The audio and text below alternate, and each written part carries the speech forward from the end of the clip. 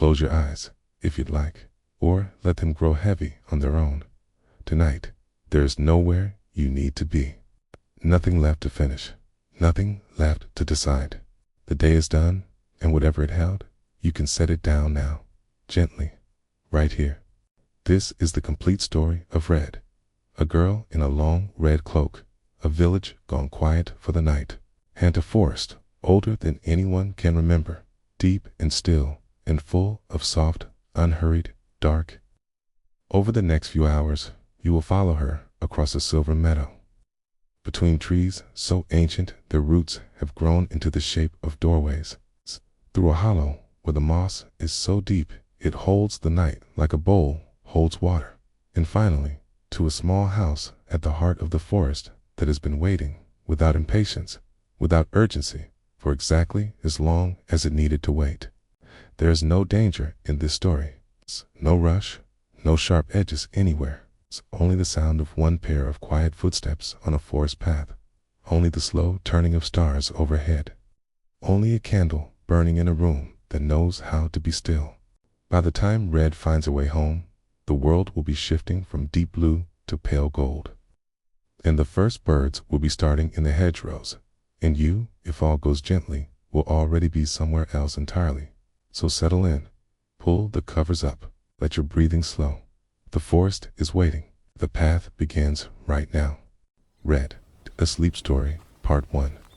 The village at the edge of the world. Close your eyes, if they are not already closed. Let your body settle into wherever you are resting. Let the weight of the day ease gently away from your shoulders, your jaw, your hands. There is nothing you need to do right now. It's nothing that needs to be remembered. Nothing that needs to be decided. There is only this soft, quiet place, and a story waiting to unfold, slow as fog, gentle as sleep itself. Breathe in, breathe out, and listen. There was once a village so small and so still that the smoke rising from its chimneys barely moved at all, drifting up in thin, pale ribbons before dissolving into the darkening sky overhead. The village sat in a shallow valley between two long slopes of meadow, and at the far end of it, beyond the last cottage, with its crooked gatepost, beyond the stone wall threaded through with moss, there began a forest. The forest was older than the village, older than the memory of anyone who had ever lived there, and it stretched away into the hills for a distance that no one had ever quite measured, and few had ever thought to try. It was simply there, as it had always been, deep and breathing and full of its own quiet business. The village at this hour was settling into itself for the night. Candles had been snuffed in most of the windows, and the last of the day's warmth still clung to the stone walls of the houses, held there like something gentle and reluctant to let go. A cat moved silently along a garden wall, pausing at the far end to sit and observe the empty lane below with the patient, ceremonial seriousness of cats everywhere, before jumping down and vanishing beneath the gate. Somewhere very far away, beyond the meadow, and somewhere in the hills above the tree line, a single owl called once, and then did not call again, and the silence that followed felt larger than the silence that had come before it, and more complete. It was in this village, in a house with a garden full of sleeping lavender and a door painted the color of dark berries, that a girl known to everyone simply as Red was also settling into the evening. She had been called Red for as long as anyone could remember, on account of the long woolen cloak she had worn since she was small, a deep, quiet red, the color of autumn brambles, or of wine held up to a low light, with a hood she often wore pulled up around her face when she walked through the cool air. The cloak had been made for her by her grandmother, stitched through with particular care on winter evenings, and Red had worn it so often and with such unconscious ease that it had become a part of the way people thought of her, the way they recognized her from a distance on the lane or across a field. Red was not a young child, though she was not yet old. She existed in that quiet, unhurried place between one kind of life and another, at an age when the world still had the quality of something enormous and mostly unexplored, when forests still felt like they might hold more than just trees. She was thoughtful in the way of people who spend a great deal of time alone. And she moved through the world with an unhurried attention that made her seem at times older than she was, and at other times very young indeed. She had a habit of pausing in unexpected places, in the middle of a field, at the edge of a stream, on a path between two hedgerows, not for any reason that could be easily explained, but simply because something in the air or the light or the sound of things had caught her attention, and she did not want to lose it yet. On this particular evening, Red had set out from her house just as the sky was moving through its deepest blue, that long suspended shade that comes in the slow minutes between the last of the sunset and the first arrival of proper darkness. She had her cloak around her shoulders, the hood pushed back for now. She carried a small woven basket tucked against her side, not because she had any particular errand to run, but because carrying a basket was a thing she had always done when she walked, the way some people need something in their hands to feel properly themselves. The basket was empty this evening, light as breath. She walked down the lane that ran through the center of the village, past the well with its rope worn smooth, past the baker's house where the faintest trace of the day's bread still sweetened the air, past the little garden where someone had left a wooden chair out under the pear tree, and it sat there now in the near dark. Patient and still, the way chairs left outside always seemed to be waiting for something. She walked without hurrying, without a destination that was fully formed, only a direction that felt correct, the direction of the forest, as it so often did in the evenings when the pull of ordinary things had loosened its hold, and something quieter and more difficult to name began to make itself felt. The lane ended where the stone wall began, and beyond the stone wall the meadow opened up, wide and silver gray in the gathering dusk. The grass had been cut recently, and the smell of it was still present, mild and sweet, just below the deeper coolness of the night air coming down from the hills. Red stepped over the low place in the wall where the stones had settled into a comfortable notch, the way she had done hundreds of times before, and she crossed the meadow along the path she had worn there herself over many evenings, a faint pale thread through the shorter grass, barely visible now in the last of the light. Above her, the stars were beginning, not all at once, but slowly, one appearing here and then one there, in the way that stars always do, quietly, without announcement, until suddenly you notice there are many of them, and you cannot remember a time when they were not there. The moon had not yet risen, but its coming could be felt in a faint brightening along the eastern ridge, a subtle lightening of the sky's lower edge that was not quite light yet, but was more than darkness. Red walked toward it, without consciously thinking about walking toward it, the way one walks toward warmth without naming the act of doing so. At the far edge of the meadow, the ground sloped gently down toward a narrow stream, and beyond the stream the first trees began. There were older trees at the edge, with wide, steady trunks and branches that started high up and spread out in layered shapes against the sky.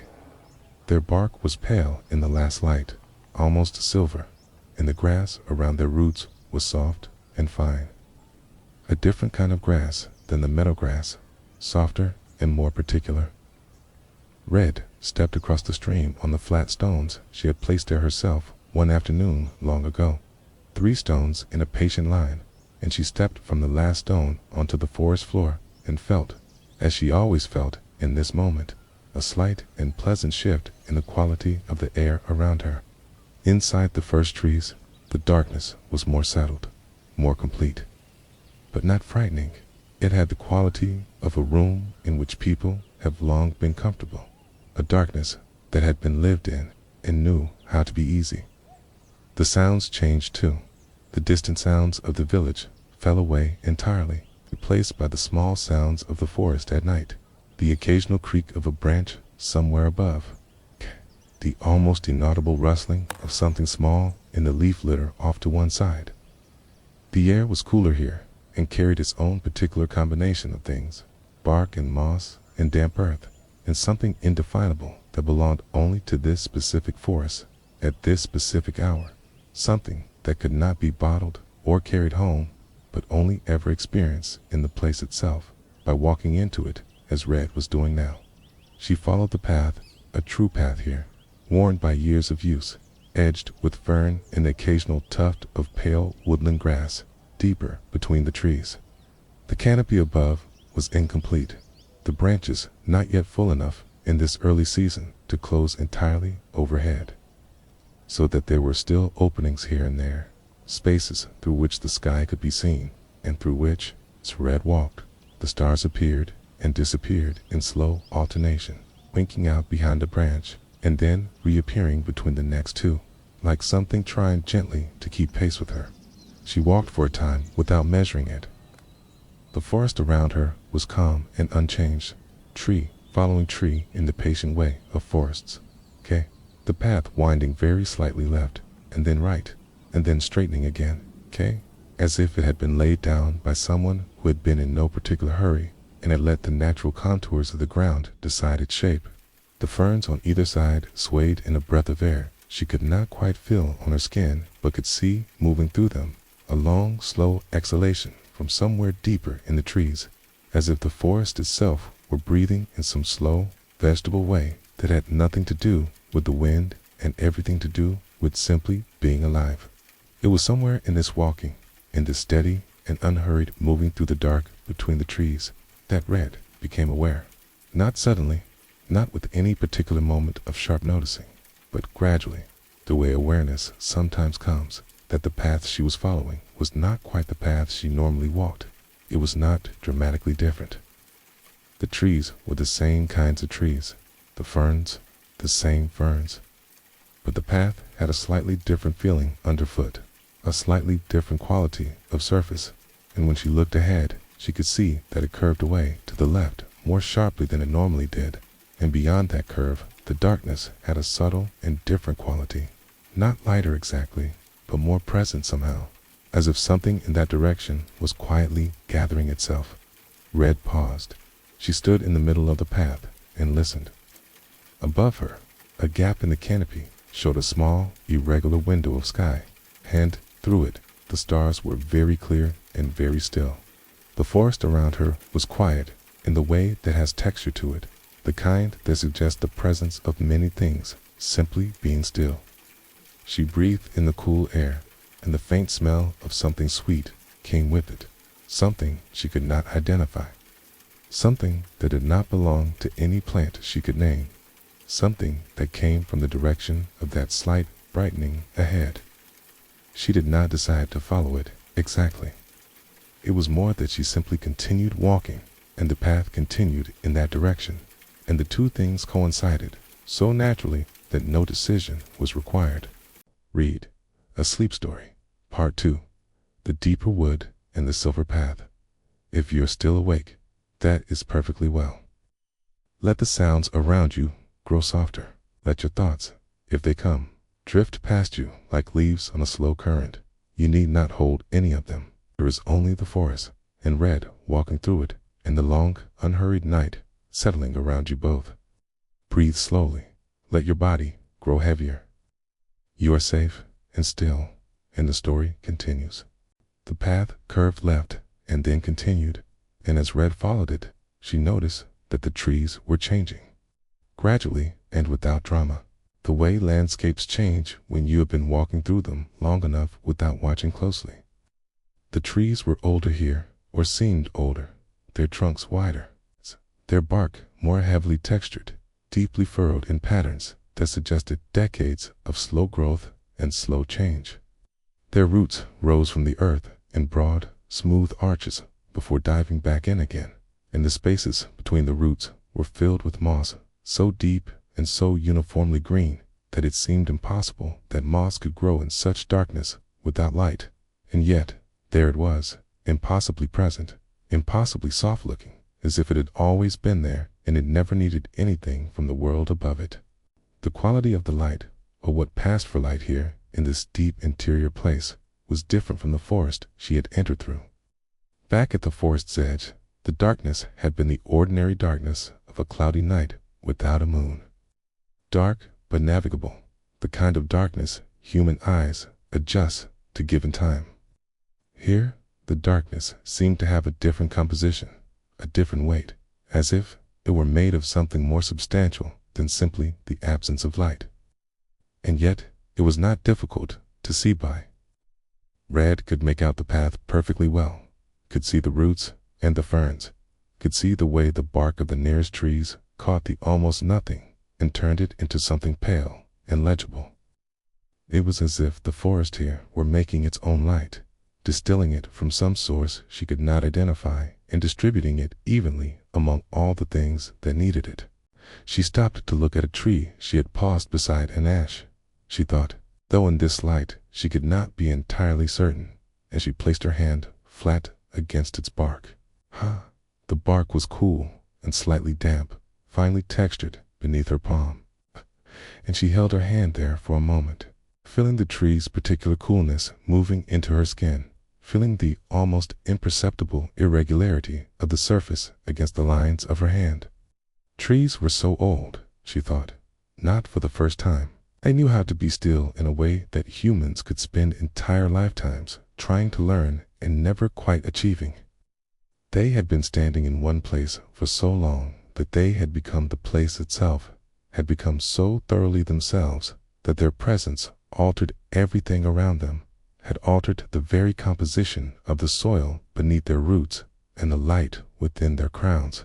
She moved on, following the path, which had widened slightly here and was clearer underfoot, the ground firmer and more settled feeling, as if more feet had passed this way or had been passing this way for a longer time. The ferns on either side were larger than the ferns at the forest edge. Some of them came to her waist, their fronds curling outward in shapes that caught and held the soft ambient light in their pale undersides, so that walking between them was like walking between things that were quietly, privately illuminated. They swayed as she passed, not in any wind, but simply in the gentle displacement of her movement, and then settled again behind her with a sound like the softest imaginable exhale. The moon had finally risen, and its light was coming through the canopy, now in narrow, scattered ways, not flooding the forest floor, nothing so dramatic as that, but finding the gaps in the branches and sending down thin columns of light that stood in the spaces between the trees like very patient presences. Where one of these columns fell on the path itself became briefly, locally silver, the dust of it and the pale stones of it catching the moonlight and holding it for as long as Red took to walk through it, and then releasing it again behind her. She walked in and out of these small, pale lights as she walked, moving from shadow into silver, into shadow again in a slow, even rhythm. And the rhythm had the quality of something that had been going on for a long time before she arrived and would continue for a long time after she left. She was not thinking, particularly, about anything. This was one of the things she valued most about the forest at night. It did not encourage thinking in the ordinary, effortful sense. There was too much to simply notice. The way the air moved between the trees without ever becoming a real wind. Just a constant, faint circulation, a breathing in and breathing out that seemed to have no source and no direction. The way sounds arrive from impossible distances, a sound like running water that could not possibly be close, a sound like something very small moving through leaves that might have been right beside her, or might have been far away. The way her own footsteps on the path had a particular sound, not quite a crunch, and not quite a whisper, something in between, something that was only audible if the rest of the world was quiet enough, which it was. At one point the path descended, gradually, into a shallow hollow between two gentle slopes. And here, the air was noticeably different, cooler and more still, as air always is in low places, but also more laden with the smell of the earth, more mineral and complex, more directly connected to the ground beneath it. The trees on the slopes above formed a kind of natural enclosure, their canopies meeting somewhere far overhead in a way that turned the hollow into something intimate, ball-shaped and private, a space the forest seemed to have made for itself. The moss was deep and continuous on the slopes, and the hollow's floor was thick with it, an uninterrupted surface of soft gray-green in the moonlight, and Red stepped into it and felt it yield beneath her feet with a kind of yielding that was more like welcome than accommodation. She sat for a while on a fallen log at the hollow center, a log so old and so thoroughly colonized by lichen and moss that it was barely distinguishable from the ground itself. A log that had been returning to earth for many years and was nearly done with the process. And she sat there in the soft bottom of the hollow and let the forest be around her without trying to do anything in particular. The stars were invisible from here, the canopy to complete above her. But the light that filtered down through the leaves was enough to see by, and it had that quality she had first noticed at the path's curve, a softness, a mild and steady presence, as if it came from something other than the moon, something closer and more particular to this specific place in the forest at this specific hour. It was while she sat here that she first clearly saw it. A light somewhere deeper in the forest, in the direction the path continued after the hollow. Not a bright light, not a sharp light, nothing that would have caused alarm in a person disposed toward alarm. It was a soft, dispersed glow, the kind of light that seems to have no single source, but simply to exist in the air itself. The way light does in certain kinds of weather, in fog or in low cloud, when it becomes distributed through everything rather than coming from any one place.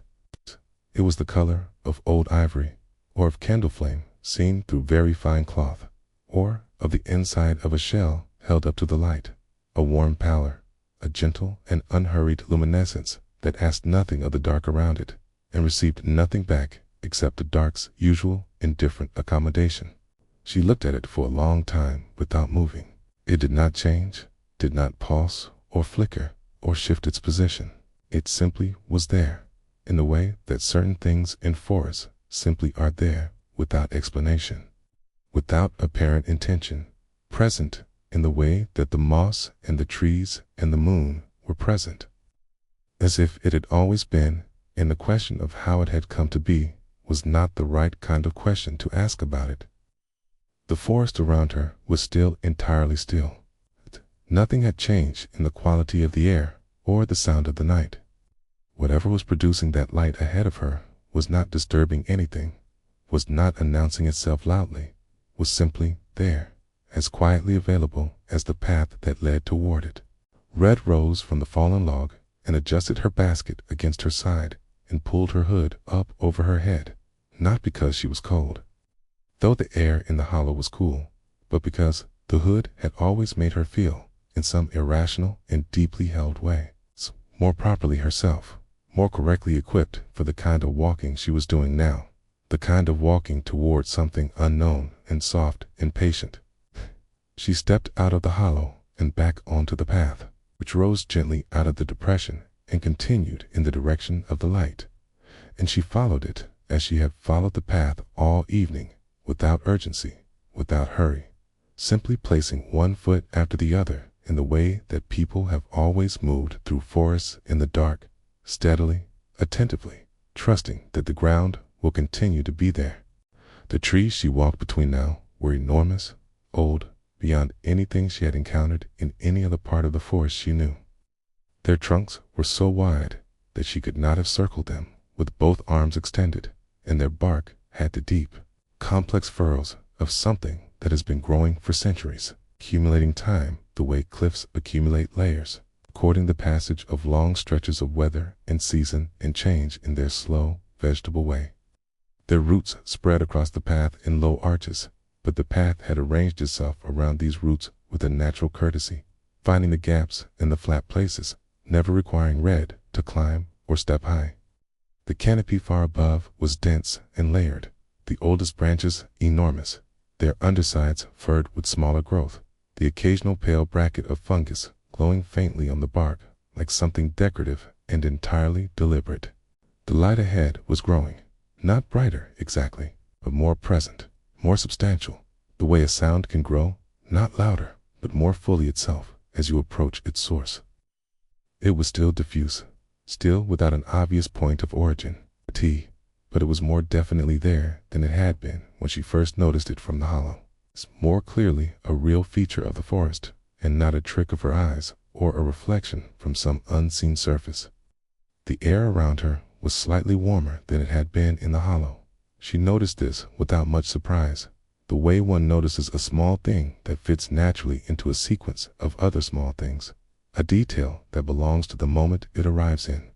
The path wound around the base of one of the enormous old trees, following the curve of its roots, and when Red emerged from behind it, and the path straightened again before her, she saw, at the end of a long, straight avenue of trees through which the moonlight fell in a single wide column, a clearing.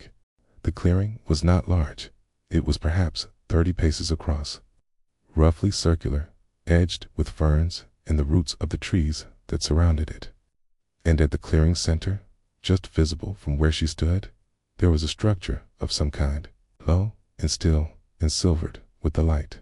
And around it, the glow she had been following sat in the air like something quietly breathing. Red stopped at the avenue's beginning and looked. The night held her in its enormous and completely impersonal patience, and the light ahead held itself in the air with the same patience, and neither of them was in any hurry at all. Part 3. The house the forest kept. You are drifting now, perhaps. The edges of things are softer. Let them be. There is no need to hold on to any particular thought or image. Simply let the story carry you, the way water carries something placed gently upon it. You are warm. You are still. The forest opens ahead, and Red walks forward, and you walk with her. Or perhaps you are already somewhere further along, somewhere quieter, somewhere the light is always soft. She walked down the avenue toward the clearing, and with each step, the light that lay on the ground ahead of her grew more detailed, more articulated, showing her the shapes of things, the way a root curved at the clearing's edge. The way the fern fronds closest to the light had a slight translucence to them, like paper held up to a candle, each individual vein visible and bright. The sound of her footsteps changed as she walked, the path's surface becoming softer here, more yielding, the layer of fallen leaves and woodland debris so deep and so long undisturbed that it gave beneath her weight like something accommodating, like something that had been asked to receive her and was glad to do it. She walked without sound, or nearly without sound. The last of the distance between the trees and the clearing passed in a hush that was the forest at its most thoroughly interior, its most properly unwitnessed by anyone who might have cause to remark upon it.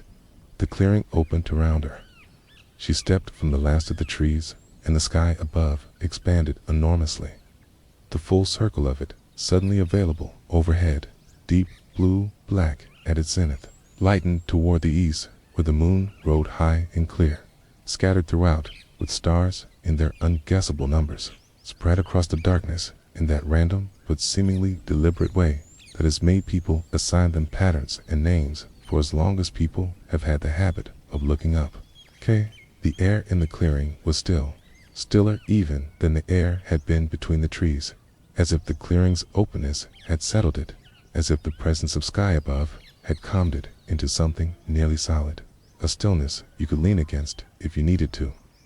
The grass underfoot was fine and pale, and where the light from the structure fell across it, the grass blades were each separately visible, each one a small silver needle pressed into the soft ground. The structure was directly before her, perhaps 10 paces away, and now that she was close enough to see it properly, she could understand it better, though understanding it did not exactly explain it. It was a house.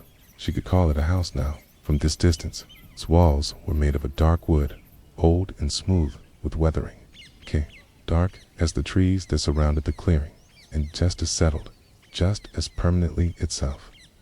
The roof was moss, as she had suspected from the avenue, a thick, continuous blanket of it, deep gray-green in the night, its surface uneven and organic, shaped by years of growth in every direction without restraint or trimming. The house was small enough that standing beside it, she would have been nearly as tall as its walls, but it had a quality of completeness, of being precisely as large as it needed to be and not needing to be any larger. It sat in the clearing the way certain objects sit in rooms that have been arranged around them, not placed, but arrived at, the clearing having formed itself over the centuries to accommodate exactly this. There was a door, a low, wide door, set into the wall, facing the avenue, made of the same dark wood as the walls. Its hinges, long since oxidized to the same color as everything else, invisible unless you looked for them. The door was open, just slightly, not fully open, not invitingly ajar, but simply open. The way a door that has been open for a long time comes to rest, settling naturally into the angle at which it was left. Through the gap, the light came out in a widening wedge, lying on the ground before the door in a soft trapezoid of warmth, a shape that changed very slightly as Red watched it, as if something inside the house was moving very slowly and casting a very slow shadow that only barely reached this far, only barely altered the quality of the light it moved through. She moved closer, not quickly, not with any particular intention, simply with a gentle inevitability of someone following the logic of where they are and what is present. She stepped into the light from the door and felt it on the front of her cloak, felt the slight warmth it carried, which was real warmth, not the warmth of fire exactly, nothing that sharp or declarative, but a warmth like the residue of fire, like the warmth of a room that has been heated and has slowly given that heat into its walls and ceiling and floor, so that the warmth is everywhere at once and no longer dependent on any particular source, simply held in the materials of the place and given back slowly. Looking through the door, she could see the interior of the house, or enough of it to understand its nature. There was a floor of worn flagstone, smooth and pale. The gaps between the stones filled with what might have been moss or might have been dust, so old it had become indistinguishable from moss. There was a table, a small round table, made of the same dark wood as the walls, and on the table there was a candle burning with a flame much larger and more steadily than any ordinary candle flame she had ever seen, a flame that rose straight and perfectly still in the airless interior of the little house and cast its light outward in all directions equally, without flicker, without wavering, as if the concept of draft or movement had no access to this particular flame. There was a chair beside the table, a low and comfortable-looking chair, its seat worn smooth and somewhat sunken. There was a window in the far wall, small and deeply set, and through it the forest outside was visible as a series of vertical darks, tree after tree, receding without end. On the table beside the candle there was a cup, a simple ceramic cup, the color of old cream, steam rising from it in a very fine, very slow thread that reached up into the air of the room and then dispersed, becoming invisible before it reached the ceiling. There was nothing else on the table. The room was very clean, in the way that rooms become clean when they have been empty for a long time and only the most patient processes have been at work in them. It's the progressive simplification of a space that has had years to settle into its own essential nature, to release everything that was not necessary and keep only what was. Red stood at the threshold and looked in without entering, and the room held itself before her with the absolute composure of a place that has been waiting without impatience, that has been ready without urgency, that exists in a kind of permanent preparedness that is also, some difficult to articulate way, a kind of rest. The candle flame did not move. The steam from the cup rose its thin, patient thread. The flagstones showed the moonlight and the candlelight in two different colors lying side by side. The moonlight, blue-white where it fell through the window, the candlelight a warm amber in its region, the two shades meeting at a diagonal across the floor in a way that was perfectly natural and yet had the quality of something carefully arranged. She became aware, standing there, of how very quiet her mind was. Not empty, not the effortful blankness of someone trying not to think, but quiet in the way that deep lakes are quiet. The surface stilled, whatever moves below, moving slowly and at a depth that does not disturb the surface. She could not remember, standing here, what she had been thinking about when she had left the village. She could not quite call to mind the particular concerns of the day she had just passed, the small tensions and small tasks and small unresolved things that normally made up the texture of her thoughts in the evening. They had receded, like sounds recede when you move far enough from them, becoming simply a portion of the general background of things, unable to assert themselves against the presence of what was here and immediate and quietly extraordinary. She set her basket down on the ground beside the door, and she sat on the step, for there was a step, a single wide stone step worn hollow in its center by years of feet, and she drew her cloak around her, and she was still. The candle inside burned its entirely still flame. The cup steamed its entirely patient thread.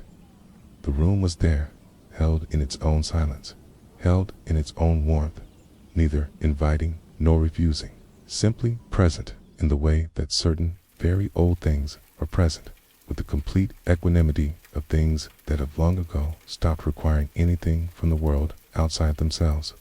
The clearing around her was luminous. This was not a word she used often or would normally use, but it was the right word here. The clearing was luminous in the way that certain hours of the day can be luminous when the light has a particular quality to it, the hour before a storm. Sometimes, when the air seems lit from within, or the first hour after rain, when every surface holds its own small light, the grass held its pale light, the fern tips held theirs. The bark of the nearest trees received the light and gave something back, a faint and generalized warmth of color that made the whole clearing feel inhabited in a way that was not about human presence, but about something older and less easy to name. She did not know how long she sat on the step. Time in this clearing did not behave in quite the way it normally did, not stopped, but slowed, the way time slows in deep water or in the moments before sleep, when the ordinary pace of things relaxes into something broader and less urgent. She was aware of the stars turning very slowly overhead, the enormous, gradual rotation of the sky that you can only notice if you are patient enough, the way the pattern of stars above the clearing shifted almost imperceptibly over the course of an hour or two, the whole vault moving in its ancient and indifferent arc.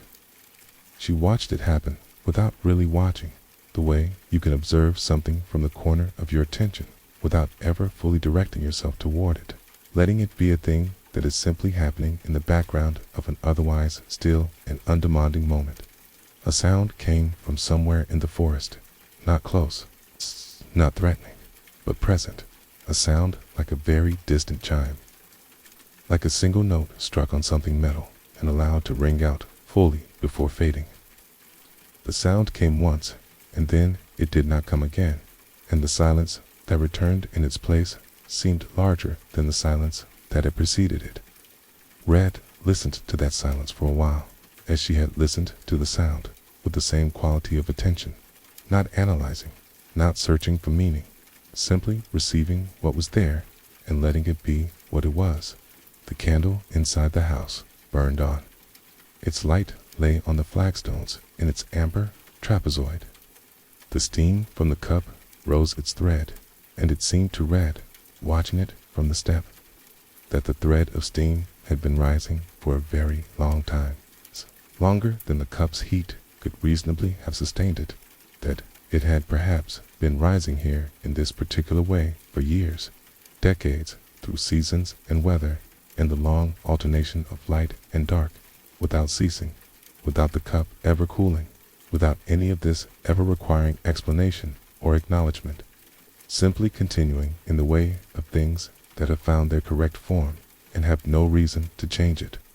She breathed in the air of the clearing and breathed it out again, slowly, and felt in the exhalation a release of something she had not known she was holding, some accumulated weight, some collection of small tightenings that she had been carrying through the day without particularly noticing them until they were gone. Part 4. The Morning Walk Home. You may be nearly asleep now, or you may have already crossed that threshold, softly and without knowing exactly when. If you can still hear these words, let them be the last sounds before the silence. The story is almost done. Red is walking home. The forest is letting her go.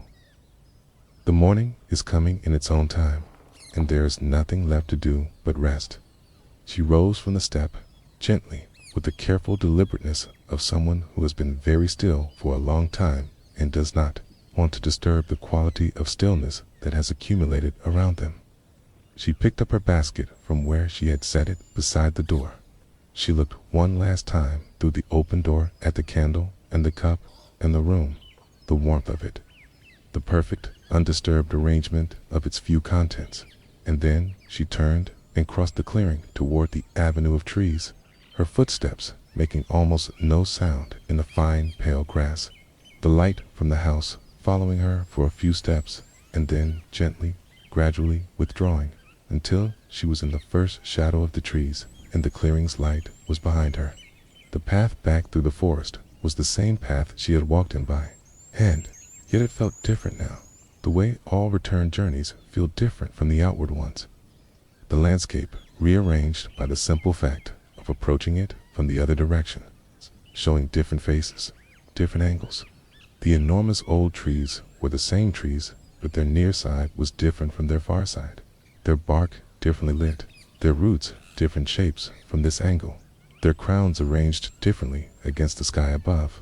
She walked among them with the easy familiarity of someone returning through a known place, not the uncertain attentiveness of someone approaching an unknown one, and this familiarity had its own quality of pleasure, quieter than discovery, but perhaps more sustained, more thoroughly settled in the body.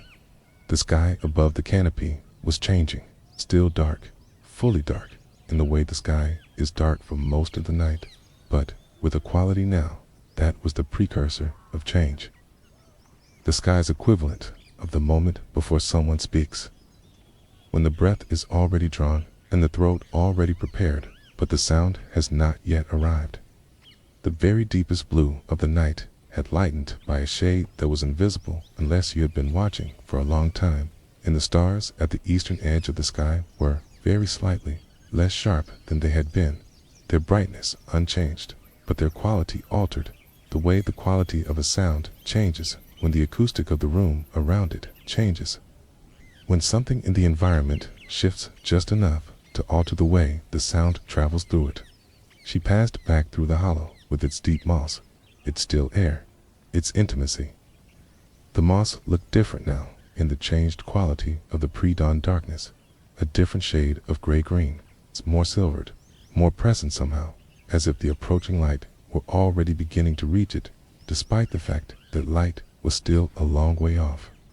She paused for a moment on the hollow's floor, breathing in its mineral and settled air, feeling the coolness of it against her face, and then she continued, back up the far slope, back between the large ancient trees, back toward the part of the forest she knew more familiarly, the part she had walked through hundreds of times in the ordinary way of evenings and early mornings.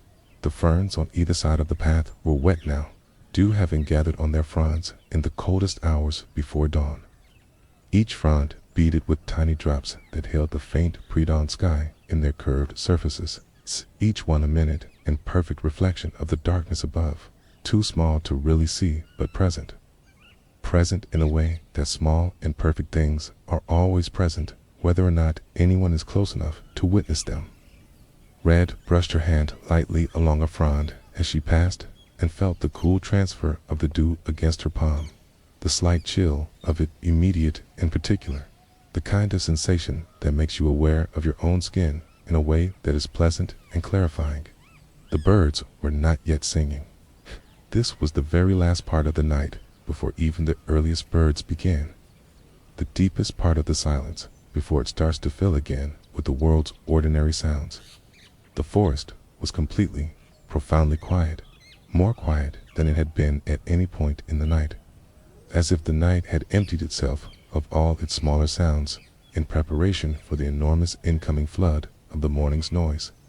Red walked through this silence, and it was the most complete silence she had ever walked through, the kind of silence that has physical weight to it, that presses softly against the ears, that makes one's own footsteps seem briefly startling before they are absorbed and swallowed back into the general hush, as if the forest accepts even the sound of walking and converts it quietly into more silence.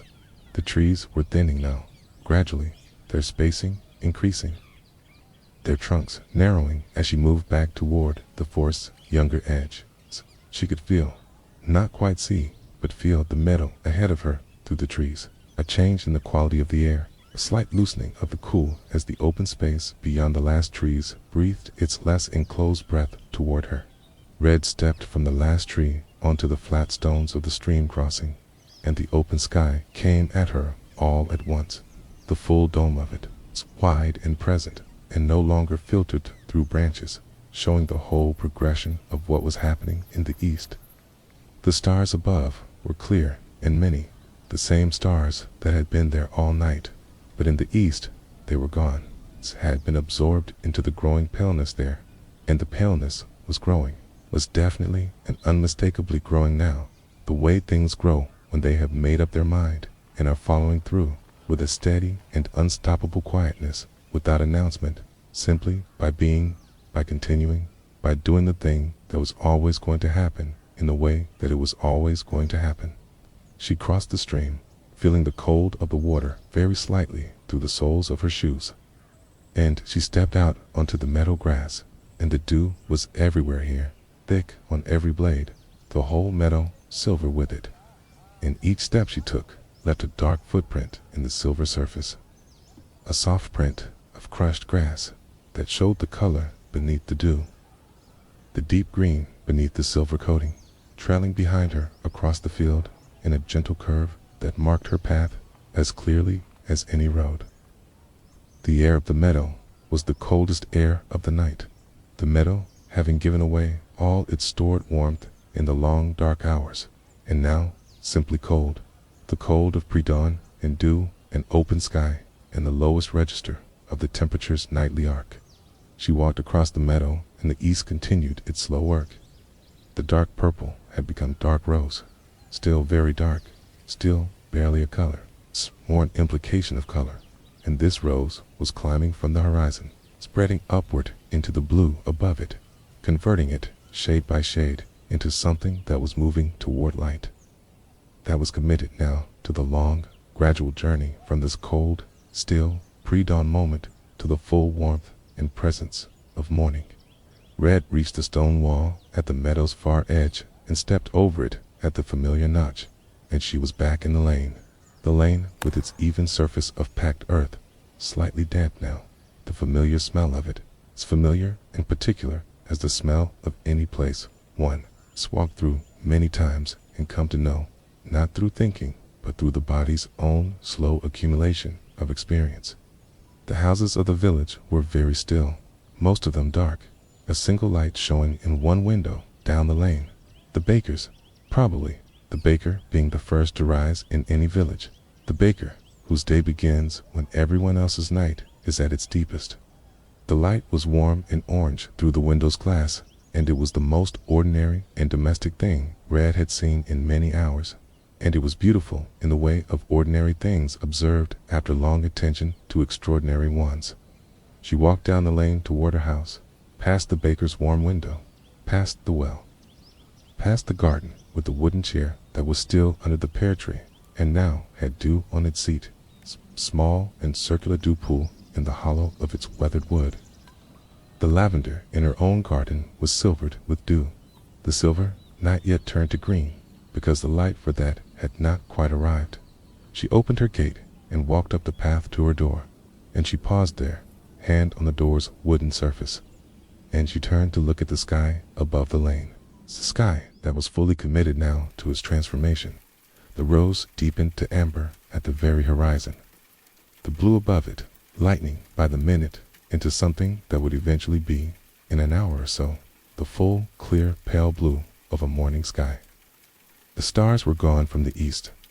The last of them were going in the south, fading, not by being switched off, but by being slowly and gently outshone, their light still there, but overwhelmed by the growing light around them, becoming invisible without ceasing to exist, still present, still burning, simply no longer visible from here, from this particular place on the surface of this particular world, in this particular hour. She went inside and set her basket on the table and pulled her cloak from her shoulders and folded it over the back of the chair. It's the red of it, vivid, even in the dim interior. The color of it reliable and warm, as it had always been. She moved through the familiar house and found the place she had been looking for. The bed, a pillow, the folded blankets, and she settled into them with the ease of someone returning to a known and trusted place after a long and satisfying journey through the dark. Outside the window, the sky was continuing. The amber deepened to gold along the horizon, and the gold spread and spread. The birds had multiplied 2, then 3, then a small chorus, each one adding its particular voice to the growing sound.